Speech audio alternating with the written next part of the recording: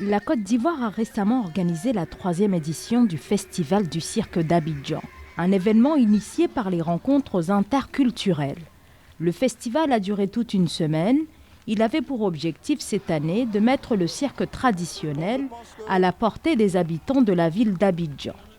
Je pense que ce n'est pas donné à tout le monde d'aller voir dans une grande salle et de payer un certain montant pour voir n'importe quelle discipline artistique. Mais en même temps, il appartient aux promoteurs culturels de créer des espaces pour que cette culture devienne accessible à tous. Et au sein de RICA, c'est ce que nous faisons. Bien sûr, nous avons des représentations qui sont à l'Institut français, parce que c'est une salle qui est adaptée à accueillir du cirque. Mais nous avons aussi des représentations hors les murs, des représentations gratuites, populaire, pour permettre justement à tout le public ivoirien de pouvoir accéder à cette culture-là. Et je pense que c'est notre devoir aussi.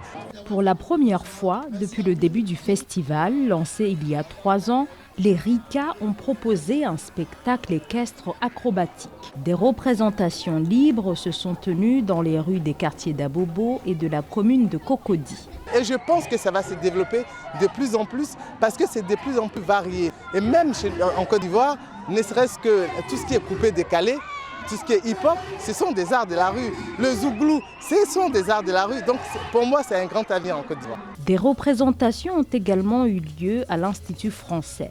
Le cirque traditionnel a de plus en plus d'adeptes. Pour le cirque d'Abidjan, les troupes sont venues de toute l'Afrique subsaharienne, notamment du Bénin, du Burkina Faso, du Gabon et de la Côte d'Ivoire, mais aussi d'Europe.